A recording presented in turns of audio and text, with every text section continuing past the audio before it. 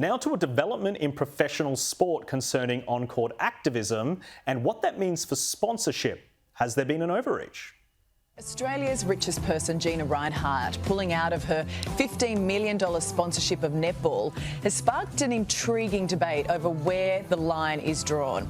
It came, of course, after players expressed concern about wearing uniforms with the Hancock Prospecting logo because of offensive comments Gina's father made 38 years ago. Hancock and its executive chairman, Ms Rinehart, consider that it is unnecessary for sports organisations to be used as the vehicle for social or political causes. There are more targeted and genuine ways to progress social or political causes without virtue signalling or for self-publicity. Well, that cost Netball Australia all right, and it couldn't have come at a worse time for the organisation, which is already $11 million in the red. Rinehart had originally come to their rescue with a 4-year, $15 million deal. But last week, reports emerged that players had decided not to wear the Hancock Prospecting logo in support of an Indigenous teammate due to offensive comments made by Rinehart's father. Well, to judge a woman by the sins of her father when she does so much for Indigenous communities is unfair, to say the least. I'm not blaming Gina Rinehart for her father's comments. What I don't understand is why she won't very publicly disassociate herself from. And this from 10's The Project co-host and ABC presenter Tony Armstrong yesterday. Pro-Gina PR push has gone into overdrive with article after article about Gina's philanthropic niceness. When pro-Gina media shout that her actions speak louder than words, what they really mean is money talks. Gina throws money at things to win them over. Us blackfellas are big on truth-telling. So, in the spirit of reconciliation, Gina, what do you think about your dad's comments? We just want to know what you reckon. And of course, Lisa Wilkinson had the very worst take possible.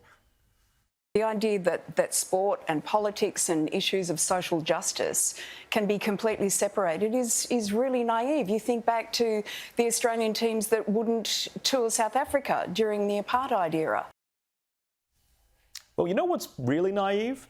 Players thinking they can get away with taking their sponsors' money while refusing to honour the terms and conditions. Here's Netball Australia CEO Kelly Ryan. Well, obviously, we had made commitments as part of any sponsorship arrangement where you have to deliver on a certain group of assets and entitlements. And one of those was to wear the logo on the dress and to have visual signage in the venue when our Diamonds played. And we weren't able to deliver that after having those discussions with our players around how they wanted to support one of our athletes. So when you can't deliver what you've contractually obliged to, then obviously it makes the partnership pretty difficult to proceed. Exactly. Ultimately, Netball Australia was unable to fulfil its contractual obligations because of the players' actions. So what does the media do? It blames the party that did nothing wrong in the first place, and it blames it for withdrawing its sponsorship, just like it criticised the same party for sponsoring sport in the first place. Here's the ABC last year. She has a reputation for maintaining a relatively low profile, but made a rare public appearance in these commercials aired during the Olympics. The ads celebrate her donations to the Australian Olympic swimming team. The 90-second commercial ran in primetime slots and directed viewers to job vacancies at the Roy Hill mine. And it was very much about aligning the success of swimming with mining.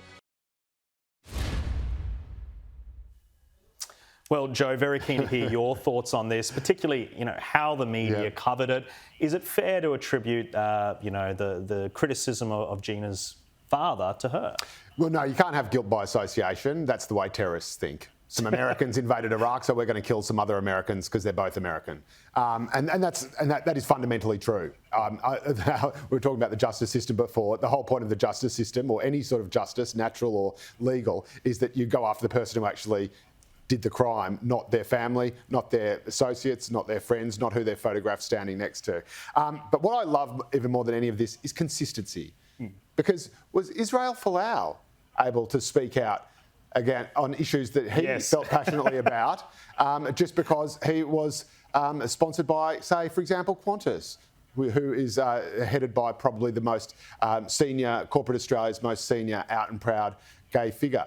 Now, believe it or not, as always, I was incredibly consistent on this, which is that, no, Israel Folau can say whatever he wants, but you can't then say, well, I'm going to slag off your lifestyle, but I still want you to give me all your company's money. And this is the same thing here. Of course, netballers or athletes or whatever, if they want to talk about stuff, if they want to raise things about social issues, that's fine. But guess what? People also have the freedom to do what they want with their money. People don't sponsor for sporting teams just to feel good and warm and fuzzy at night. They do it because they think it's going to be good for their brand or their company's reputation. If you are actively denigrating that company's reputation, well, of course they're not going to give you their money. And Caroline, I mean, that's such a great point. I'm sure that Gina Rinehart is going to put that money to another very well-deserving code. She does this all the time. She's always supporting these good causes. So these players, really, they've really hurt the grassroots level of their sport more than anything. They absolutely have. And look, Hancock Prospecting, as we discussed before, they already sponsor the swimming, they sponsor rowing. So it's not unusual that they would sponsor a code like netball. Netball, of course, is the first code that went broke before it went woke. So I just find that absolutely fascinating, how you can be so self-indulgent and financially illiterate at the same time. But, you know, this money, you're absolutely right, doesn't just go to professional players. It goes to supporting a whole association, including community sport.